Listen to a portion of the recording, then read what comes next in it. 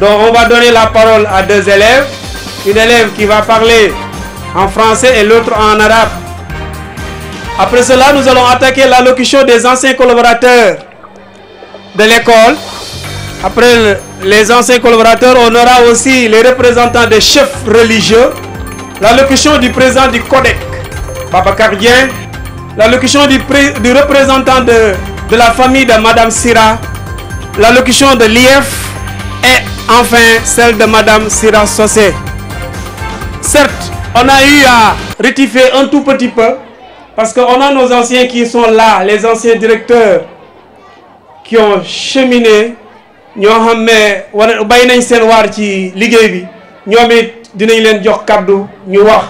avec les anciens partenaires de l'école. Ces anciens-là ont eu à rénover cette classe-là qui est à côté de nous. Ils ont bien œuvré à revertir. Monsieur les représentants des autorités religieuses, Monsieur les représentants du Codec de Mbacké,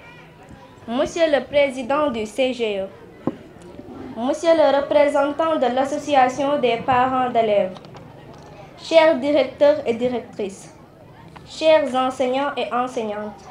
camarades élèves, c'est avec un énorme plaisir que nous vous accueillons à l'école Cheikh Ibra Fall pour rendre un vibrant hommage à Madame Sira Mbodj Sossé, notre ancienne directrice. Cette journée mémorable sera à jamais inscrite dans les plus belles pages de l'histoire de l'école,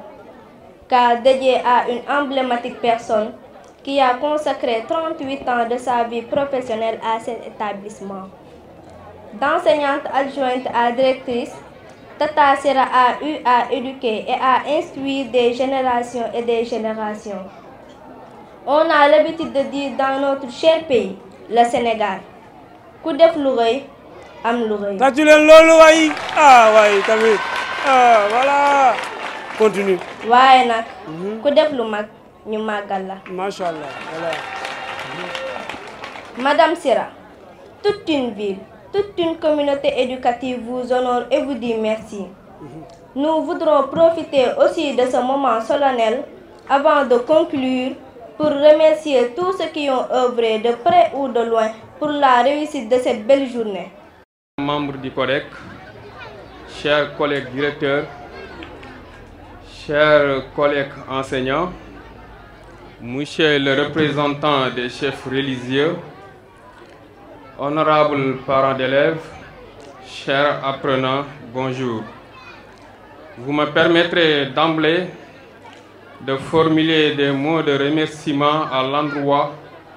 de toutes ces personnes qui, dans un élan de gentillesse, ont bien voulu rehausser de leur présence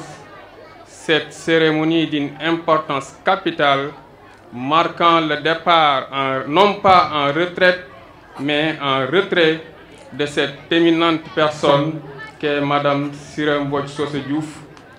à qui je voudrais témoigner toute mon infinie et continuelle gratitude pour tout ce qu'il a fait pour nous et pour nous durant les 8 bonnes années que nous étions avec lui. Madame, soyez-en infiniment remerciée. nan da ngaa seetaan Sira mi nag seetaan si wut ndax ku ko xam ku ne mbaa boog man musuma xam problème mu nit bu dugg noppam te réglé wu ko te àdduna loolu rek lañ fiy jariñ nit kenn du ko lekk am njariñ rek te Sira ko am njariñ la kon nag ginnaaw li duuf ci nag yépp xajul ci cin li dañu koy ñaanal yàlla yàggalaat ko fi lool ci sunu kanam nag ba kenn ku ci ne li nga koy yéene comme teraanga nga mën ko ko defal ak njabootam aussi ak école bii nga xam ne sonn na ci képp ku ci jóge it ëllëg boo ko bëggee teral mën koo teral ba mu doyal. Inspecteur Gaston Sangaré nag xëy na bokkut ci yëf yi waaye comme Ndéné Diop tudd na ko faaw it danaa ko tudd ndax fii laa ñëw man particulièrement mu nekk sama njaatige yilif ma comme inspecteur waaye it nekk sama waajur te loolu xam na man ma xam te jàpp naa ni lu ma beral la kon nag moom it jërëjëf yàlla na ko fi yàlla yàggal sunu kanam ñu ngi la koy seedeel yow IEF ne inspecteur Gaston Sangaré mii noonu la meloon ci ñun kon nag yàlla na leen yàlla taxaw yéen ñëpp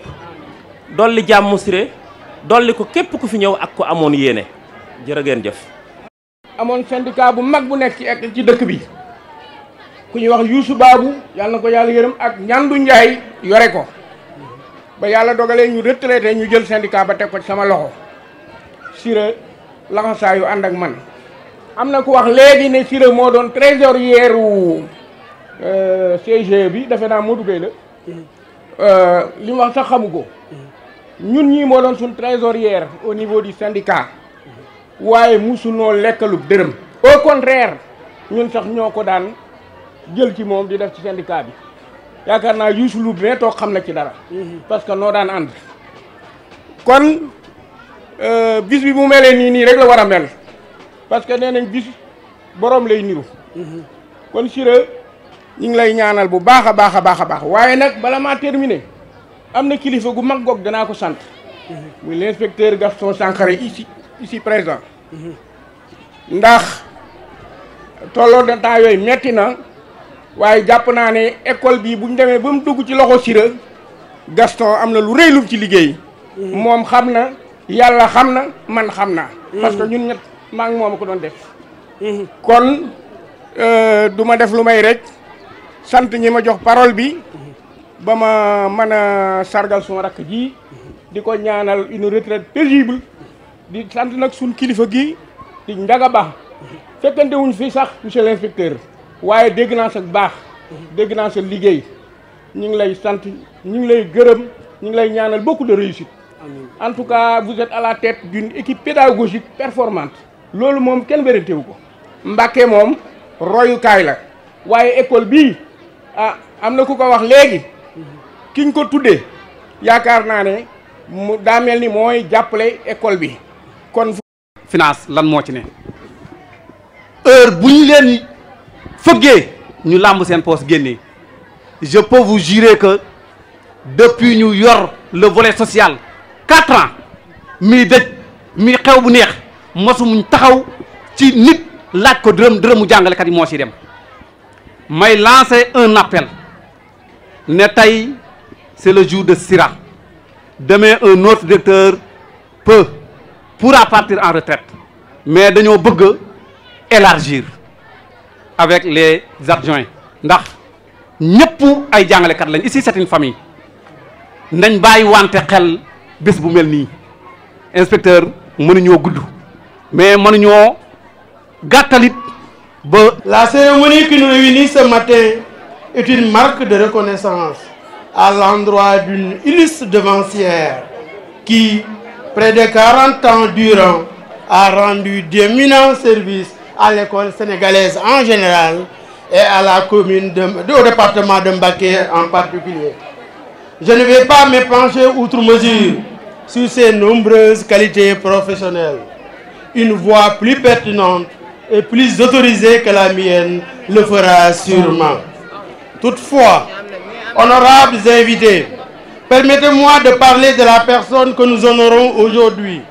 notre sœur de cœur et de valeur, Siré Mbodj Socé. Produit de la prestigieuse École normale des jeunes filles, notre récipiendaire a gardé de ce haut lieu d'éclosion de l'élite féminine sénégalaise toutes les qualités d'une éducatrice accomplie. Femme de cœur et de vertu, femme digne, femme probe, femme valeureuse, femme affable et profondément pacifique.